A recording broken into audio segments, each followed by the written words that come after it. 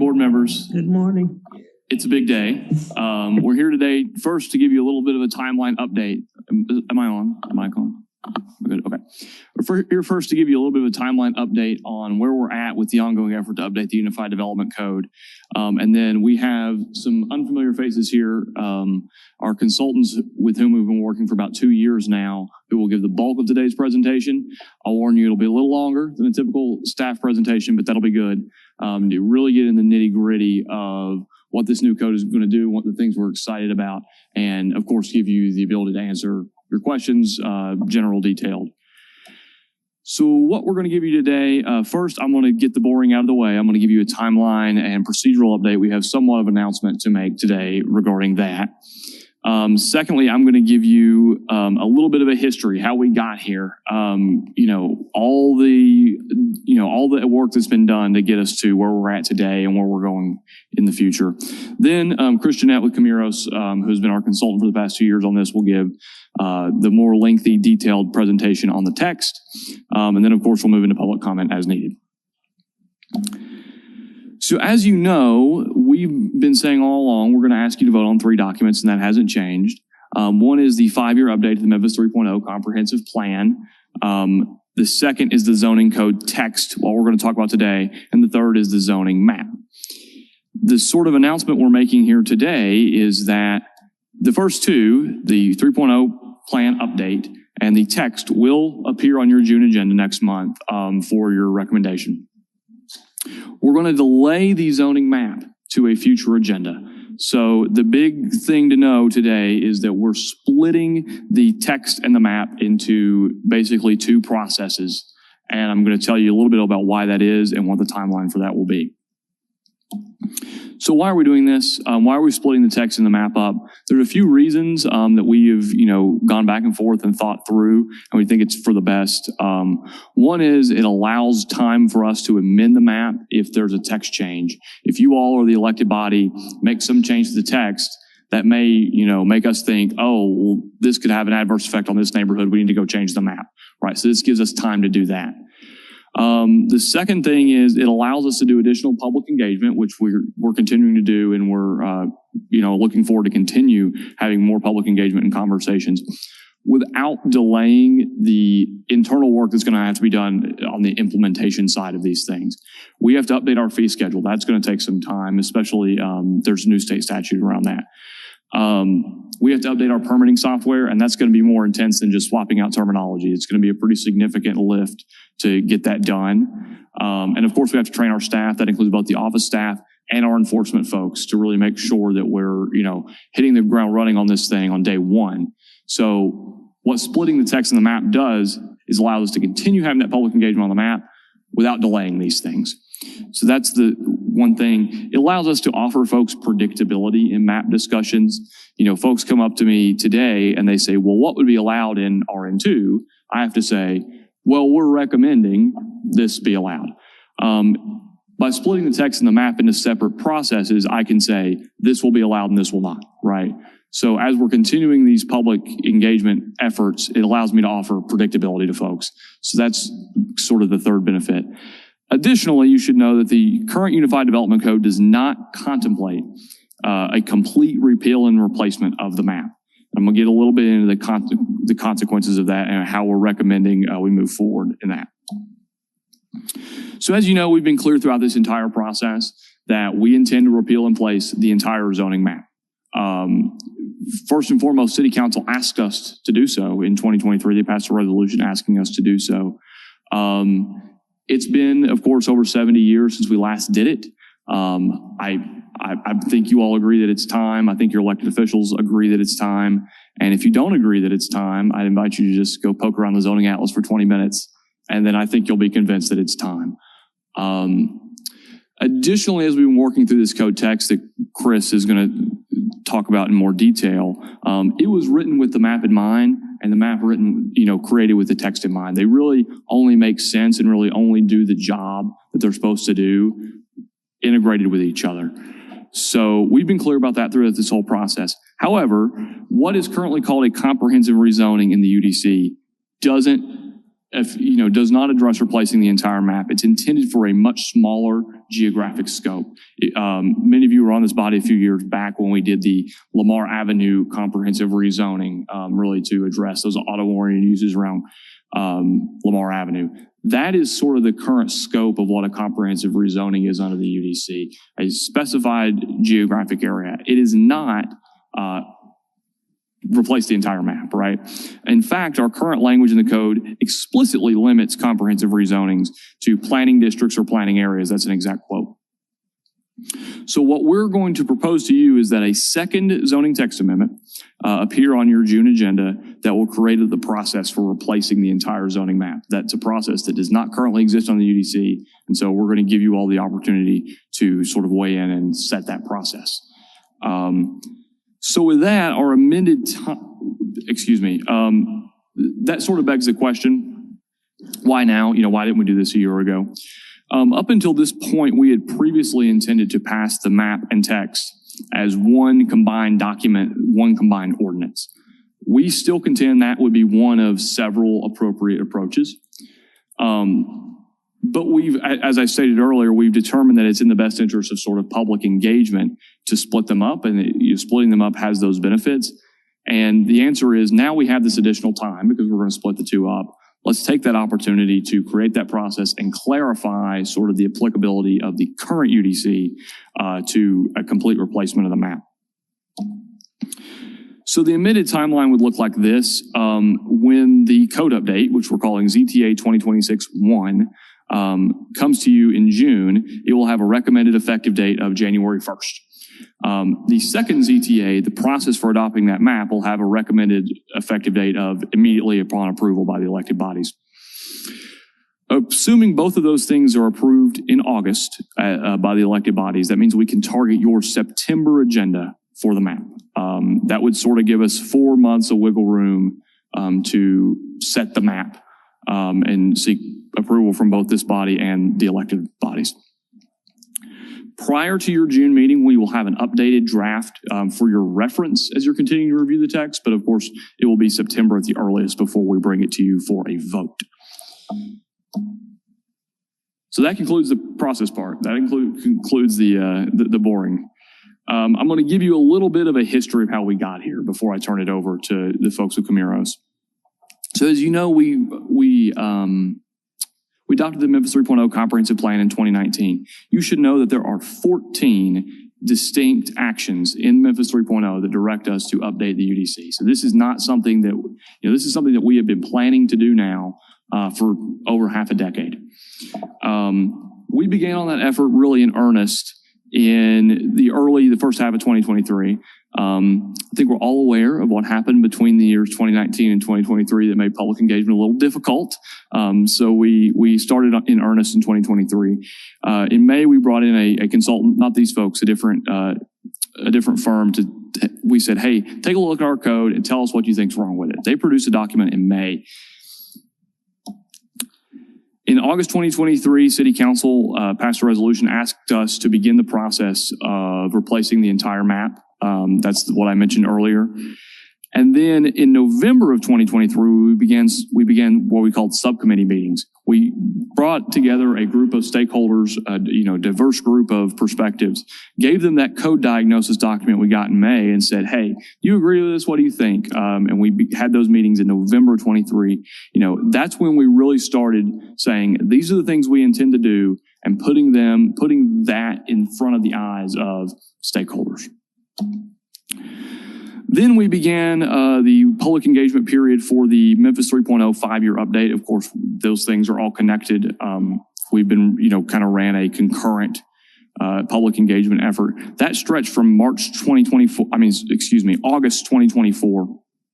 all the way until March 2025. We held 42 meetings, 3 meetings in each of the city's 14 planning districts throughout that period.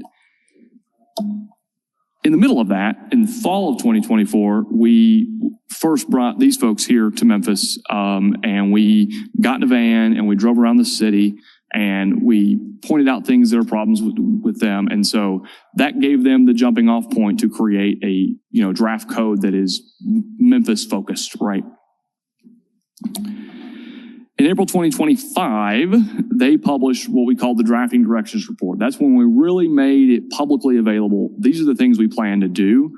And in general terms, these are the corrections we want to see in the new code. In September, they got us a full draft. We began meeting with them 4 hours a week for over 6 months to really refine that draft and make sure every single line was something we were comfortable with and we felt like would be good for Memphis and Shelby County. We held what we call Workshop 4 in February of 2026. We had good attendance on that, right? So the Memphis 3.0 workshops we held in 24 and 25 were workshops 1, 2, 3. This was workshop 4. We had a little more, final recommendations to show folks and get their thoughts on. And then we published a map draft in February of this year. Now, when I say map draft, I want to be clear, it's not just the map. It also included basically the bulk standards and what uses would be allowed versus not. To be frank, 90% of what folks are most interested in the code. And we published that on February 13th of this year. So right at 3 months ago, right? In March, we held additional UDC update workshops after we had that map out and for folks to view. We showed it to folks. We got had great small group meetings with folks and said, hey, we've got your neighborhood as this on the map. What do you think? Right. And then on March 27th, that's kind of where we are at today. We have published, as you know, on Friday, this past Friday, an updated draft, but the bulk of the code text that you're going to be asked to vote on in June was published on March 27th. So that's where we're at. As you can see, it has been really a solid 3 years of working on this process through public engagement, through, lots of staff hours, through the work of these folks here that are going to be speaking to you a little later. So, with that, we're going to move on to their detailed presentation. But I wanted to pause for questions first before I turn it over to Chris. I have some questions for one. I'd like to applaud y'all's effort. I know, Nicholas, I remember over a decade ago being on the 3.0 original plan. And I think your goals are I think the goals, which we've talked about, you and I have talked about privately, of trying to bring density and specifically diverse housing stock into the core of our city is a primary goal of this. I guess I'm more concerned a little bit with the process, so I'd love to ask you, and then we can hit the presentation. Let's say that this is passed. I've talked to you all a lot about how the process changes. What specific items will come to Land Use Control Board versus BMA? So if PDs essentially go away for anything under 10 acres, so 10 acres and over for PDs, I would assume straight zoning and special use permits. I think those three would all come to Land Use Control Board and then on to City Council or County Commission, if that's correct. What else would not come to us? Or I guess what else would come to us? Yeah, so I'll let Chris get into the nitty gritty on that because he's prepared to talk about the process. But essentially, we've collapsed a lot of our, separate approvals into really those three things. So I think you've pretty much encapsulated most of it. We, for example, have special exceptions today. Those will be going away. I'm trying to think of anything else. We've tried to really simplify the administrative flexibility as well that Chris will talk about. Right. So I think the three sort of approval types you talked about, we've collapsed them, all of our different approval types into those three things. Right. Yeah. Well, and maybe we'll follow up with him because my concern is that as a developer, I have used the PD process for most of my career. So I'm having to change my thinking on that, which is understandable.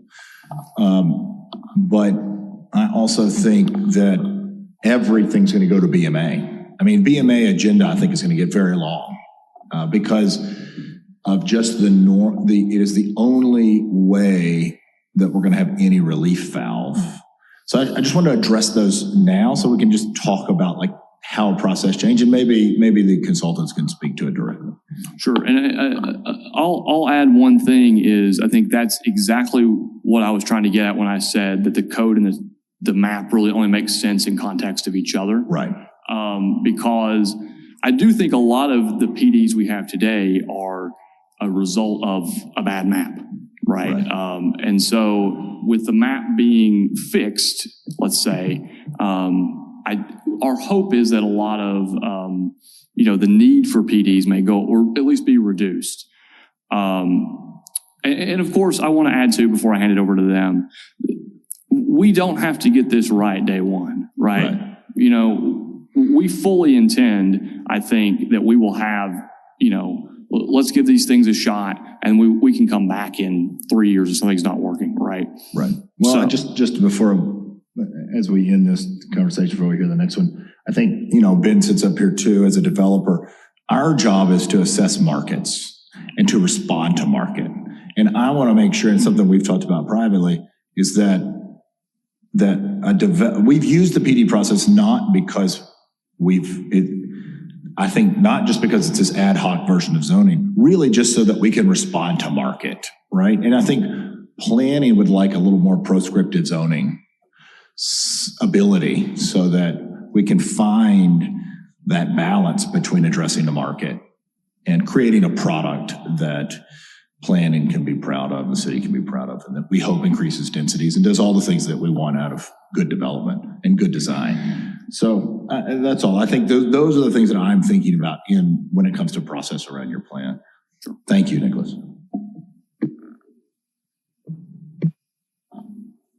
Okay. Yes, I just wanted to mention also, just to kind of clarify, I think Nicholas responded, with kind of some of the basics, but, there has been a lot of talk about, people are saying we're eliminating PDs and we're trying to not have any PDs, and that's just not the case. I think that what we're trying to do, we believe that the new text and the new map is going to reduce the need for PDs for sure. Because we're getting things more accurate to what is on the ground and what we're trying to see. But we think that PDs are still a valuable tool.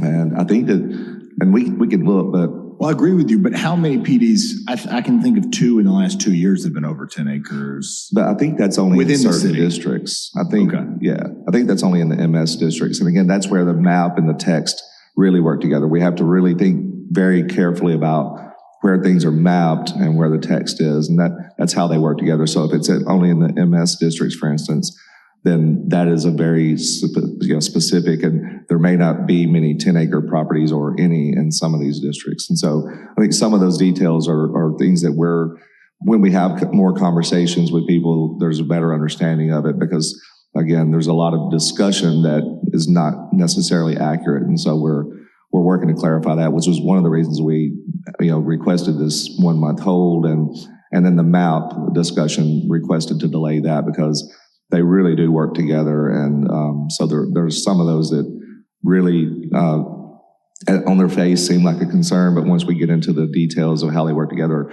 may not be as much of a concern. So I have a question. So all of these emails, and I've read most of them, but most of them say the same thing, that we were rushing this. I was looking at that timeline. Is that really the case? I just want that addressed publicly, because there were a lot of people sending a lot of emails. So I think the timeline is, it kind of speaks for itself. Part of it is we have been working on this for a long time, and our teams have been working hard on it. We all live and work in Memphis, and we care deeply about the city. We're not just planners that are coming in to try to tell all the people what you need to have. We live here. We've been doing this for 2 to 3 years.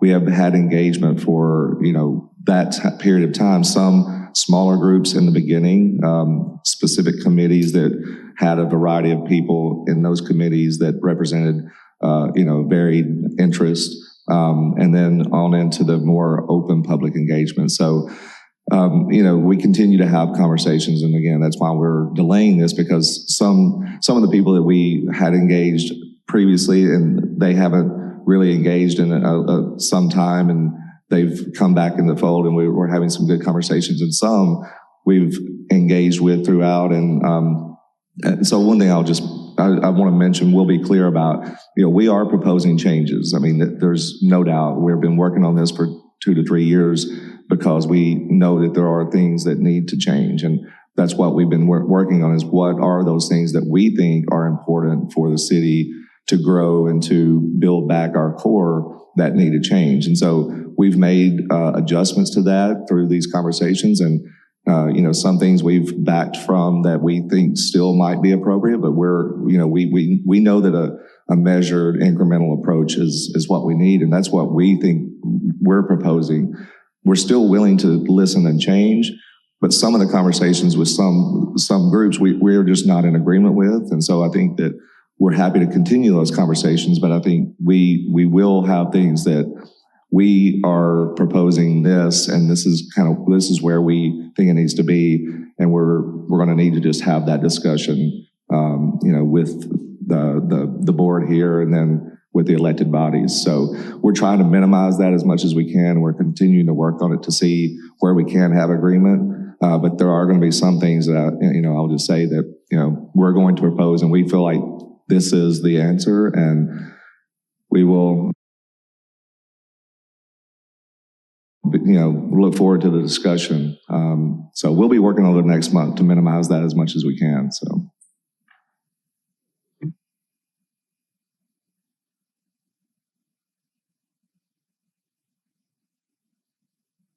Anyone else before we go to the presentation?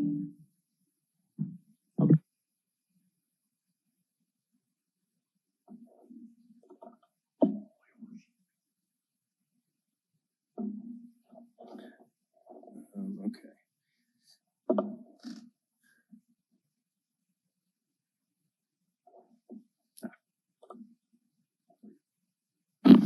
Okay, thank you. It's great to be here for the first time with you all. My name is Chris Jeanette. I am a principal at Camiros. I'm joined by Alyssa Strungus, also a principal at our firm. Appreciate you bearing with through what is going to be a lengthy and detailed presentation about the UDC. So we're going to go on a little adventure together. We're going to start out with just a brief introduction, so what we're doing, what we've been doing. Then we're going to get into kind of the guts of the UDC. So how we're proposing that it be organized and structured moving forward, how we're going to deal with uses, the zoning districts that are included, all of the general development standards within the code, and then finally administrative provisions. So as you all know, the vision established in Memphis 3.0, comprehensive plan, is kind of primarily implemented through some key tools. Two of those are the Unified Development Code and the zoning map. And we're here today to talk about the Unified Development Code. So Nicholas went through a lot of this, but some of the primary reasons why we're looking to update the code, it's old. Ooh, I didn't know this moved. Sorry. It is old. It was written decades ago. It has been amended in kind of a piecemeal fashion over time to address issues as they have arisen. And when we see additive processes like that, oftentimes those portions of the code that have been added kind of fall out of sync with each other. They add a bunch of bulk into the code, and over time, that just kind of leads to additional confusion. We want to make sure that we're improving the clarity and the usability of the regulations. So, updating the definitions, making sure that the code is organized more intuitively, adding in illustrations, just generally making it easier to understand, easier to work with, not just for members of the community, but also for staff who are administering it and anyone who's considering investing in the city or the county. And then also, as I've mentioned and Nicholas mentioned, policy alignment. This is a key tool for aligning the city's policies to the actual land use regulations around things like housing, economic vitality, mobility, and other topics. The UDC can be a key implementation tool. Also, just to kind of address, we have worked really collaboratively throughout this process with staff. We are national consultants. We work all around the country in communities large and small on zoning and development codes, but we know what we don't know, and we know that staff is kind of heir to the traditions of development in Memphis, where all the bodies are buried, as do you all, I'm sure. And so we need that deep local understanding to really make this a product that's going to work for Memphis and Shelby County. This is the first time that you're seeing me here, but this didn't happen overnight. As Nicholas mentioned, we have been working together for 2 years. We started with a really intensive research, review, and analysis phase, moving into the drafting directions report that he mentioned that was released about a year ago.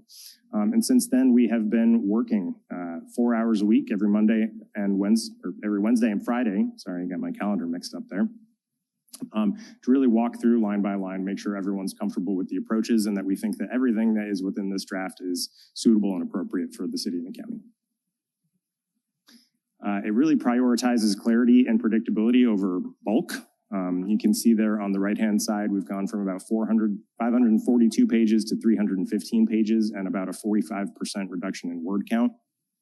Just removing kind of a lot of the bulk that was in there, addressing things that really don't need to be addressed at this point in time. We have updated the terminology and the definitions just to make sure that the code is speaking in a kind of consistent language.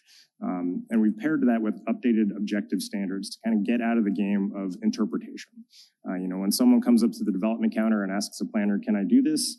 Maybe costs time, maybe costs money. So the code needs to be clear enough to kind of get us out of the game of having to try and interpret things and say maybe more than we can say yes or no. And then we've also added a number of diagrams and illustrations to help explain the standards. And just a quick primer, I do this every time before we kind of get into a detailed zoning presentation of the things that zoning can do and the things that zoning cannot do. So it can control the size, height, and placement of buildings on a lot. It can control exterior design elements. You all know this. It can control what types of uses are allowed on private property. But it can't control things like whether or when something actually gets built, the interior layout, design, or construction of buildings, who owns or operates properties or businesses, whether they're rented, owned, or condos, for instance, or operational elements that aren't related to physical development, so prices of goods, those types of things. Essentially, the message is that zoning sets the rules, but what happens depends on numerous factors. So now we're going to get into a little bit of the content. So first, just the organization and structure. We worked with a number of key goals and principles in terms of reorganizing the UDC. So the first of those is that it should be a clear, logical structure. So we've reorganized the provisions in the code, and I'll go over that organization in a second. Making sure that we've clearly defined all the terms, that there's just one definition of everything so that we're avoiding conflicts. Standardizing and simplifying measurement methodologies. So how do you measure lot width? How do you measure building height? Including those in one spot, making sure that they're clear and illustrated. Including illustrations and tables to really clarify some of the complex concepts that are in here and make information more accessible at a glance. And then ensuring consistency in terminology and voice. As I mentioned, this is an old code. As things get amended over time, those amendments are written by different folks who might speak differently or use different terms. And so terminology can fall out of sync over time.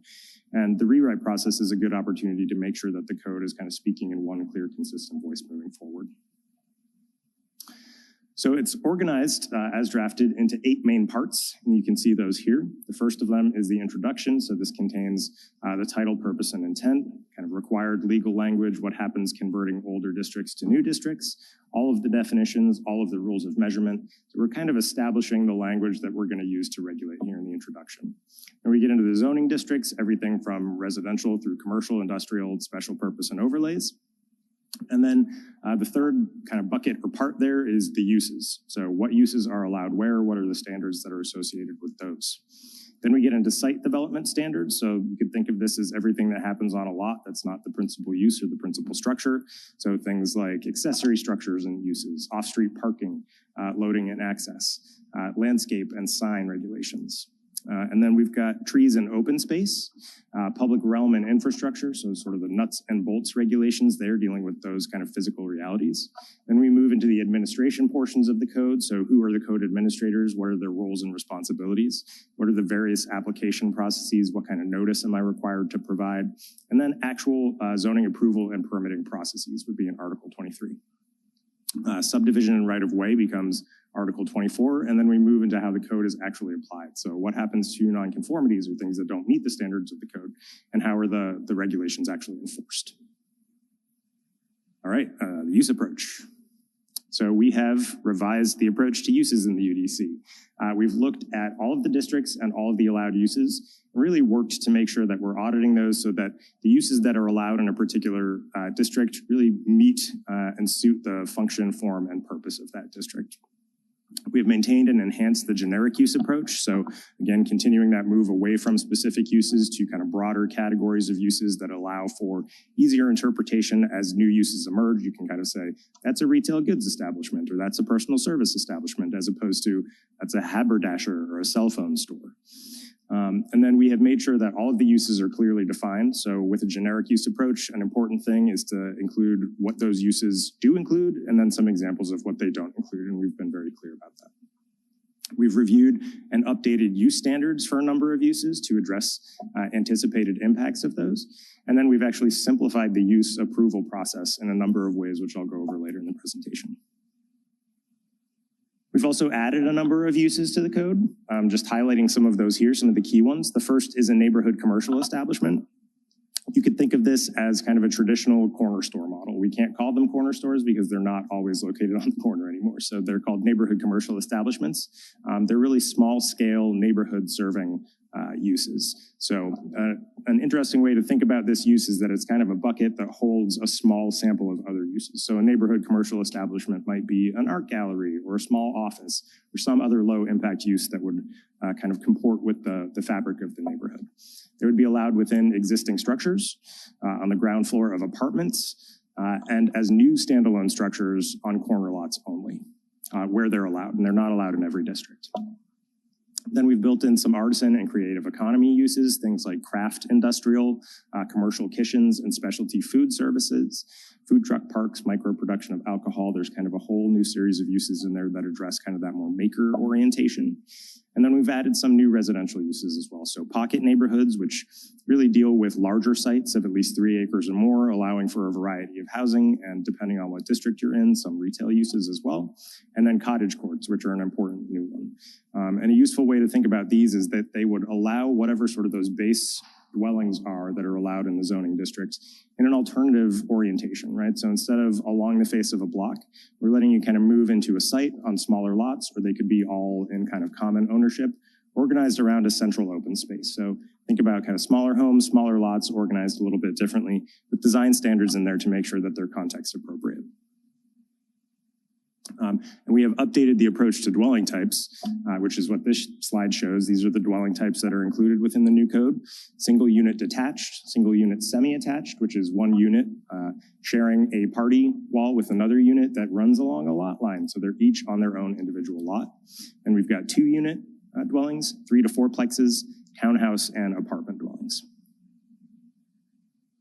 We've also added kind of and updated a series of social service uses. The unfortunate reality of where we are in 2026 is that a lot of these are needed. Things like care homes, children's homes, reentry, and then shelters have been added and addressed comprehensively. We've brought in standards for things like solar energy and wind energy generation, and addressed temporary uses comprehensively. So things from farmers markets to farm stands to what I can do with my mobile food prep vehicle, also known as a food truck, and then temporary outdoor entertainment and sales events. And a whole series of accessory uses as well. So home occupations, what am I allowed to do as an occupation out of my home? Outdoor storage, outdoor sales and display. And we've updated the standards around accessory dwelling units as well. So moving into the zoning districts. Again, we have updated, simplified, clarified the structure of the districts. We have gone through each district and really made sure that the dimensional standards are working to acknowledge on-the-ground development patterns, that there's not a disconnect between what the code requires and what is actually built, and that those standards actually reflect the vision that's established in the comprehensive plan as well. We've worked really hard to eliminate some of the overlapping layers of regulation that cause confusion nowadays, so things like frontage types, streetscape plates, overlays, and we've built those considerations into the base zoning districts. Currently they can kind of pile up on a piece of land and make it confusing in terms of knowing what you can even do with that property. And so we wanted to simplify those, take the essence of what they're trying to control and improve the quality of development, and just build that stuff right into the base zoning districts. We have simplified the standards and the organization across all of the districts. So they're set up in a parallel structure. If you know where to find something in the residential districts, the commercial districts are set up just the same way, for instance. And then we've reduced the total number of districts through consolidation. So I mentioned that sort of initial period of research and analysis. A lot of that was taking what's on the books, comparing it to what's on the ground, seeing if certain districts are really generating different forms of development or if they're generating the same thing no matter where they're mapped. That allows us to kind of identify redundancies or identify gaps. And there were a lot of redundancies, so we were able to actually reduce the number of districts pretty significantly. Okay.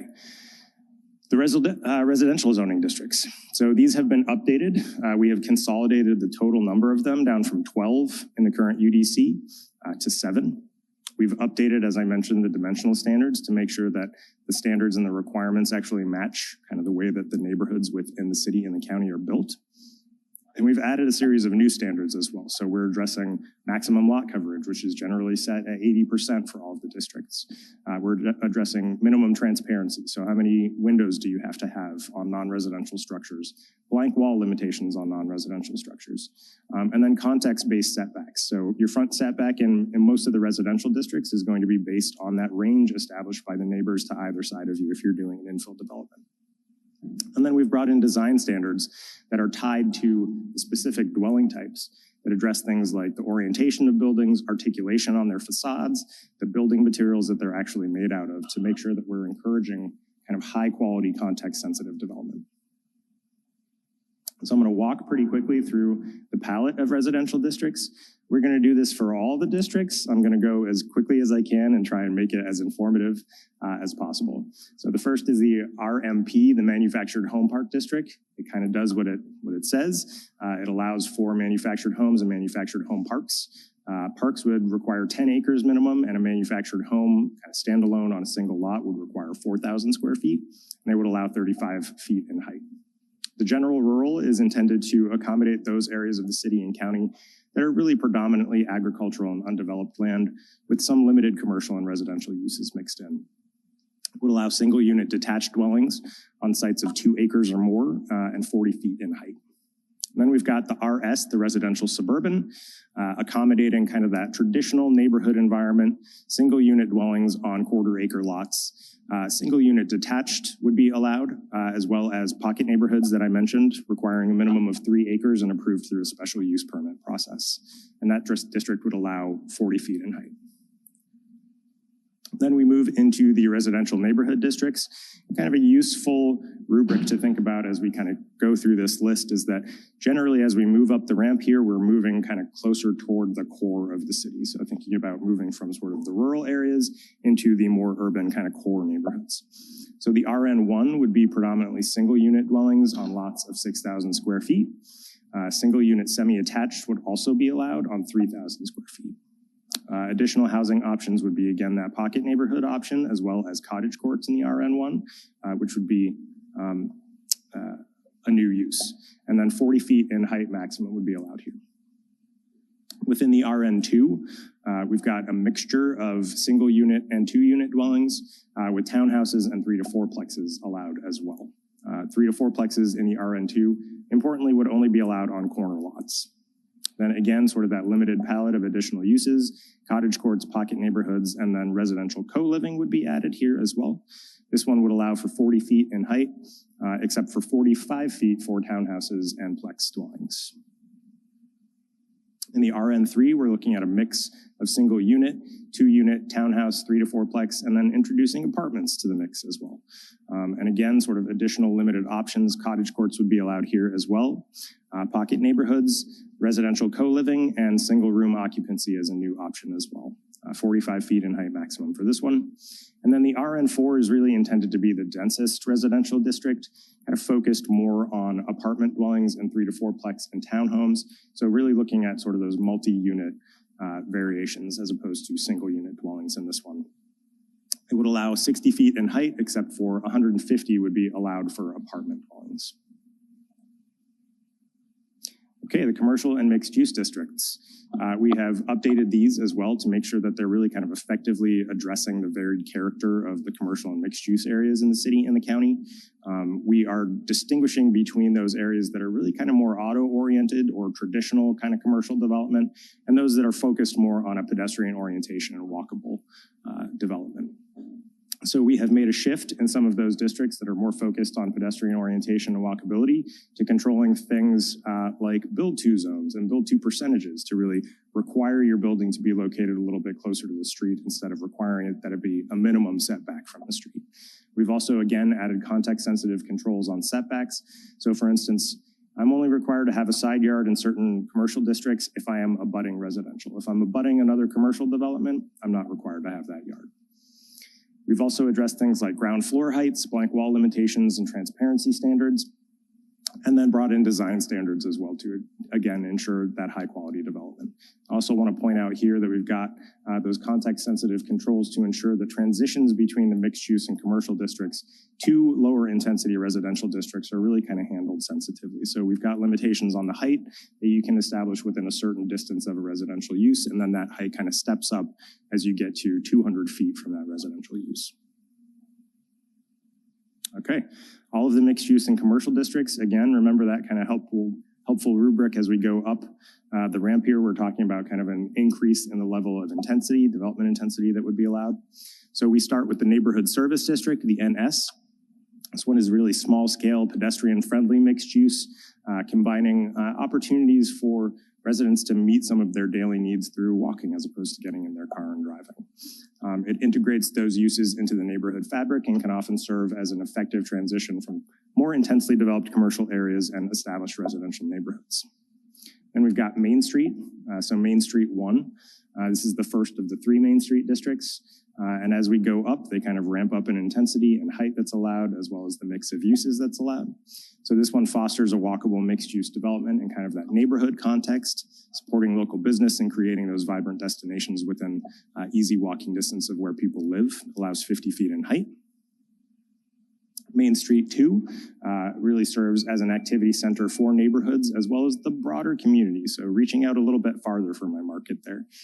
Again, in a pedestrian-oriented environment, allowing a little bit more urban scale development. So think a little bit more height, a little bit more intensity. It would allow about 80 feet. And then Main Street 3, so 160 feet in this one, significantly larger, significantly kind of more active, walkable, getting at that kind of 24-hour mixed-use environment. And these areas would typically be well-connected and accessible via multimodal transportation as well. Then we get to downtown, really the highest intensity mixed use core of the city, emphasizing that active realm for public living, reinforcing downtown Memphis as a regional destination, and allowing for unlimited building height downtown. Then we've got the campus district, which addresses kind of larger institutional users, things like healthcare campuses, educational campuses, even corporate campuses, allowing for a broad mix of uses to kind of support those institutional anchors, and really thinking carefully about how they meet at the edges with their context. So oftentimes allowing a little bit more flexibility on the interior of a campus, but what we really care about is kind of where the edges intersect with existing development. And that one would allow up to 125 feet in height. And now we've got kind of the more traditional or corridor or auto-oriented commercial districts. So the first of those is the general commercial, a pretty broad range of retail, service, and commercial uses mixed with some residential in here along local commercial corridors. It really acknowledges those existing auto-oriented patterns and allows for flexibility and scale to meet kind of the conditions in various areas throughout the city. It would be a 50-foot height maximum in that one. With the regional commercial, again, kind of is what it sounds like. Those larger regional users, think kind of the big box retail stuff, right? So these would serve multiple neighborhoods as well as attract potentially a regional market. And the standards within that district really address that auto orientation, focus on managing the impacts of the scale of those types of uses. Importantly, the CR would be the only district here that would allow for new fueling stations. And this one would allow for 50 feet in height maximum. Okay. Now, industrial zoning districts. Again, we've updated the structure to really focus on supporting the continued viability of industrial areas within the city and the county. We have added, again, context-sensitive controls to things like setbacks and building height to make sure that where these uses go in, they are really being context-sensitive and addressing adjacencies. And we've created a new district, the Employment Mixed-Use District, which would contain design standards to encourage high-quality development. This is an interesting district that I like a lot. Really kind of gets at those areas within the city that are transitioning from kind of pure industrial use to seeing other uses start to encroach. Dog daycares, CrossFit places, breweries kind of creep into these areas, right? They can be mixed with some residential uses. And so we want to get at good design standards to make sure as buildings are being reused, they're doing so thoughtfully and that new development also matches that context. So I just talked about the Employment Mixed Use District. It's a blend of a bunch of uses with sort of that light industrial edge, and it encourages adaptive reuse of some of those older character-giving industrial structures. It would allow up to 60 feet in height. And then we've got the light industrial and the heavy industrial districts. So these are really dealing with impacts of uses. So a good way to think about the light industrial is that it's lower impact stuff, warehousing, distribution, and generally things that occur within an enclosed building that aren't going to impact their neighbors significantly. It also allows for complementary retail and service uses for the people who are working in the area and allows 80 feet in height.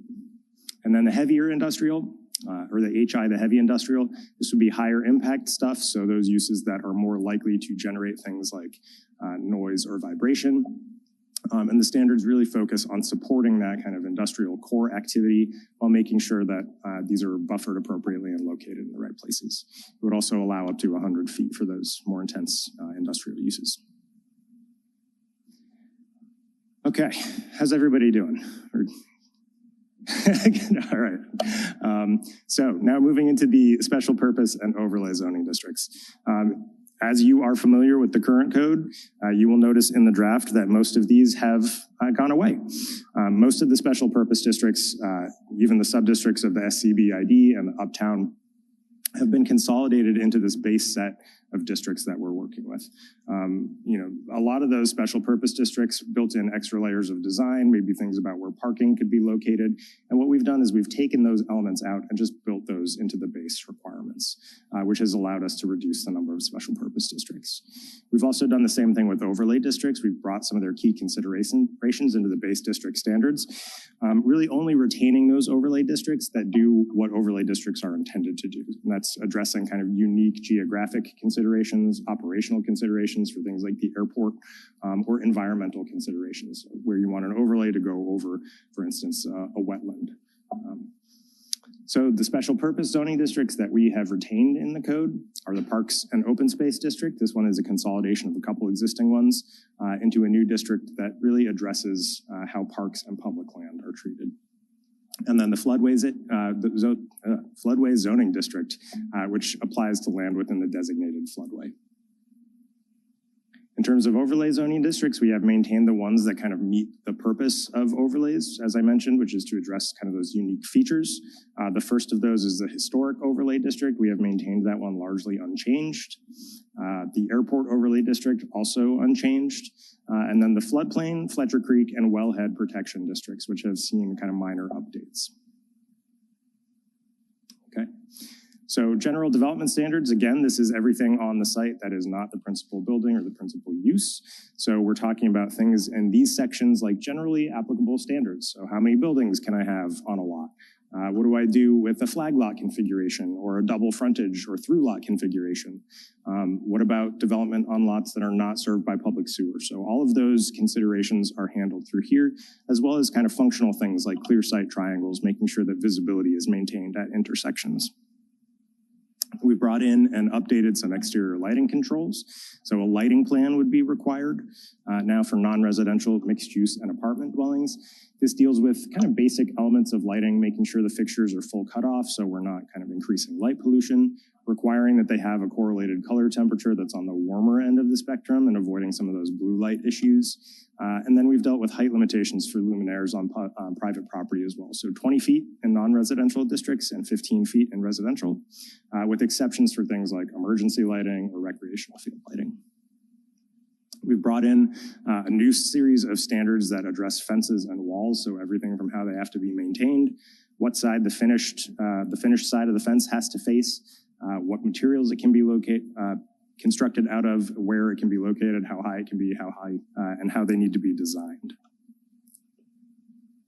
Okay, we've addressed everything. Refuse and recycling containers, not your personal ones, but larger ones. Where can they be located? How do they need to be screened? Permitted encroachments. So a useful way to think about these is that they're architectural features like balconies or bay windows or decks or things that would encroach into a required setback. If we want interesting architecture, we have to be intentional about how we're allowing things. So this table on the right-hand side here specifies where features like that would be allowed to encroach and how far into each of those setbacks they can do that. And then we've also brought in a series of general performance standards, so limitations on noise, glare, heat, vibration, dust, electromagnetic interference, and those types of things. Moving into accessory structures, we've updated the series of general standards around these. So, carrying forward a lot of the current ones, they have to be 5 feet from interior side or rear lot lines. Detached structures are generally going to be prohibited in your front yard unless we're dealing with something like accessory structures to an agricultural use, or if you've got a larger site with a front setback that's more than 100 feet, for instance, in the GR district. They would be limited to 22 feet in height unless they're specifically exempted from those limitations, and they couldn't exceed the principal building footprint. We've also brought in standards for a series of specific structures. So what do I do if I want ham radio equipment? What am I allowed to have? If I want an apiary or an arbor or a carport, what are the standards around those specific accessory structures? And we've built in a broad range of those. In terms of parking, loading, and access standards, we have evaluated and updated parking ratios. Generally, that means that we have reduced parking ratios. We have required EV parking in certain circumstances, so electric vehicle charging infrastructure, distinguishing between EV-capable spaces and EV-installed spaces, and requiring those where people are going to be leaving their cars for long periods of time. So uses like parking lots or parking structures as a principal use, hotels, offices, and then the residential component of mixed use or apartments only when you're doing a larger lot. We've expanded minimum bike parking requirements and updated the bike parking design standards. And we've brought forward kind of the existing palette of exemptions, reductions, and other flexibilities with some limited updates as well. So you still have district-based exemptions where parking is not required. You have district-based reductions where you get a 50% reduction in your required parking. And a couple new ones, an adaptive reuse flexibility. So for those buildings, again, to encourage reuse, for buildings that don't currently provide parking and don't have room to provide parking, we're just going to exempt you because land doesn't get made out of nowhere, right? And if we want to encourage reuse of existing structures and bring them back onto the tax rolls and get them into productive use, we don't want parking necessarily to be standing in the way as an obstacle of those. And then a reduction of 20% would be allowed if you provide a cross-access easement between your parking lot and the parking lot of a neighbor or use next door. We've also addressed landscape comprehensively. So all of the landscape provisions have been brought together and consolidated into the new Article 14 with a couple key updates. So a landscape plan would still be required, for non-residential, mixed use, or apartment dwellings, or any parking structure or parking lot. An important change too, rather than kind of a simple trigger for requiring the plan to be prepared by a Tennessee registered landscape architect, that would now be based on the complexity or scope of the project. So we would allow for others to prepare those plans depending on the complexity and scope. We have brought in a series of plant material selection standards, installation standards, and then maintenance standards, because landscape is really treated as a site element that has to be maintained the same way as your lighting, for instance, or your parking. We've brought in species diversity requirements, so you don't create a monoculture that's really susceptible to a disease that's going to wipe out all of your landscape, but rather we're requiring that you've got some diversity in terms of the plant material that you're putting on your site. And we have addressed all required landscape comprehensively. So parking lot perimeter landscape, parking lot interior landscape, and buffer yards have all been looked at, updated. Okay, signs. We have really simplified and streamlined the signs section, updated and simplified the measurement methodologies, organized generally the section into signs that are exempt from a permit or that don't require a permit, and then those signs that do require a permit. We've addressed illumination, maintenance, as well as the CBID sign review process for areas within that geographic location. And then we have updated all of the regulations to make sure that they are content neutral and in alignment with recent Supreme Court decisions. I'm still saying recent Supreme Court decisions, even though Reed Gilbert was, I think, 10 years ago now, but there have been others that have reaffirmed over time sort of the time, place, manner approach and moving away from content regulation.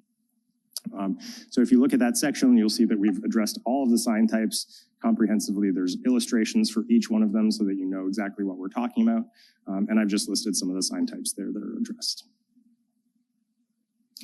In regards to trees, open space, and the public realm, we have updated and simplified tree protection standards. So moving away from that tree removal matrix that's within the current code that establishes different thresholds for various zoning districts, and just gone to a 70% interior limitation on your tree removal before you start to trigger replacement or payment in lieu. And we've introduced kind of a woodland area requirement. So in those portions of a site that have 60% canopy coverage, we don't necessarily need you to go out there and counting trees, but rather we can address those as a woodland area with some specific provisions around those. And we've also maintained and clarified things like the stream side management zones that are in there, stream buffers, steep slope protection, and stormwater management. In terms of open space, we have moved to a 20% common open space requirement for any new majority residential development of 15 acres or more that's a PD, or that's in the general rural or a residential neighborhood district. We've got open space requirements classified into 3 different categories. So primary, secondary, and tertiary, depending on kind of the features that are included within each one of those with different requirements for them. We've required that at least 40% of the open space that you're providing be contiguous so that we don't get kind of a fragmented patchwork of stuff, but rather we get an actual usable open space. And then we've also addressed maintenance of open space, including what happens when someone fails to maintain their required open space. We've also brought in a series of public realm standards. So these continue to address the things that these sections kind of do today. Connectivity, block design, what bicycle facilities are required, street tree requirements. But we've also brought forward a series of 10 kind of cross sections or street types. And these come out of Memphis 3.0, and they're tied to a street types map. So where the street types map indicates that a particular type of street is required, you would go to this section and see what the requirements are. So we have addressed a number of street types all the way from alleys to multi-lane boulevards and avenues. And an important thing here is that the city or county engineer can modify any of these standards to make sure that the streets that are coming in will work in the context. All right, we're almost there. Administration. So we have reorganized the administration sections of the code.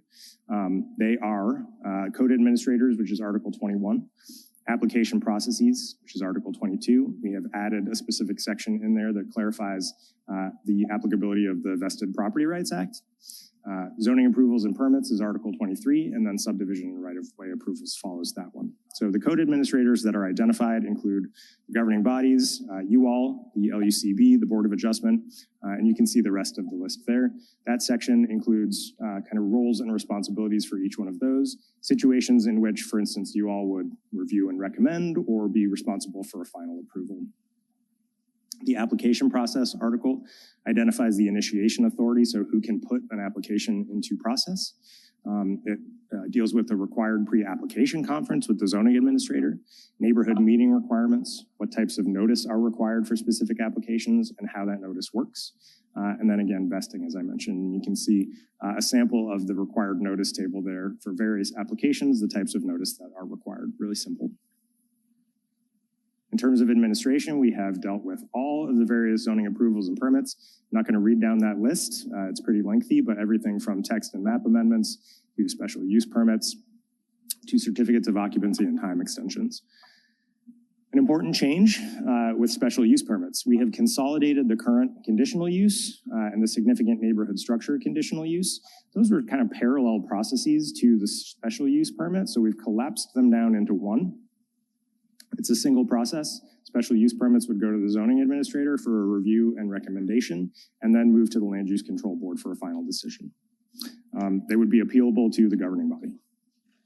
And then administrative modifications have also been updated. This is kind of based on the current administrative deviation process, and it would allow for the zoning administrator to modify any standard, any dimensional standard in the code by 20% or less, or to modify other standards that are specifically addressed within the code. So again, sort of those lower thresholds, we don't necessarily want to be pushing you into a variance. It's a relatively small change, and letting those be approved administratively by the zoning administrator.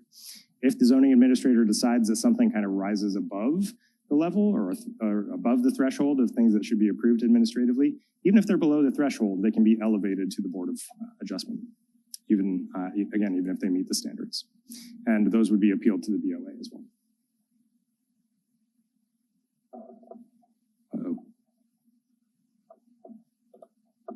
Okay. We have included a series of updated flowcharts that are detailed and a little bit more accurate to kind of guide you through exactly what happens in each one of these processes. Please don't try and read this. You can zoom in when you look at the actual PDF. And then finally, subdivision and right-of-way approvals. Again, some significant changes here as well. We've gone from 3 different types of subdivision, the standard, the open space, and the sustainable options, to a single subdivision that moves through a single process. So we're not distinguishing between minor and major subdivisions any longer. Rather, it's one single subdivision process that consists of a pre-application conference, submittal of a preliminary plan that's reviewed by the zoning administrator, who can convene the technical review committee. And then the zoning administrator actually reviews and approves those preliminary plans. And the final plat, if it's consistent with the preliminary plan and doesn't require any public improvements, then the zoning administrator can approve those as well. If they do require public improvements, they would be directed to the governing bodies for final approval. And then finally, nonconformities. So we've addressed a whole series of nonconforming situations here. Nonconforming uses, those can continue unless they're abandoned or discontinued for a period of a year or longer, which is the current approach to those. And we've also dealt with nonconforming residential uses. So this is kind of an exciting one that we think is a good approach. If I've got, for instance, a dwelling type that is no longer allowed in the zoning district, we're going to deem that dwelling type conforming, meaning that it's not considered non-conforming. It's allowed to continue, and it's not subject to non-conforming provisions. There are a whole series of standards around this related to improvements that I can make. If I essentially take a duplex and make it a single family, I can't go back to a duplex if a duplex isn't allowed. And so there are guardrails on that as well. And you can't create additional units, importantly. Then we've dealt with non-conforming structures, so clarifying the maintenance and alteration provisions around those, and kind of keeping the current threshold of 75%. So if you are damaged or destroyed to less than 75% of your current market value, then you can rebuild if you apply for a building permit within 1 year. And if you're destroyed to an extent of 75% or more, you're required to rebuild in conformance with the code. Non-conforming lots, again, kind of continuing the current approach, allowing those to be used for a single unit dwelling in any district that allows for a single unit dwelling. And then also addressing non-conforming signs. So continuing the requirement for an annual license update, and allowing those to remain in use as long as they're otherwise legal. And again, that 75% threshold. They can also be relocated on the same site. So with that, we have made it to the end of the presentation. I know it was lengthy. Thank you all for bearing with. And now we're just kind of happy to have a discussion and address any comments or questions you all have.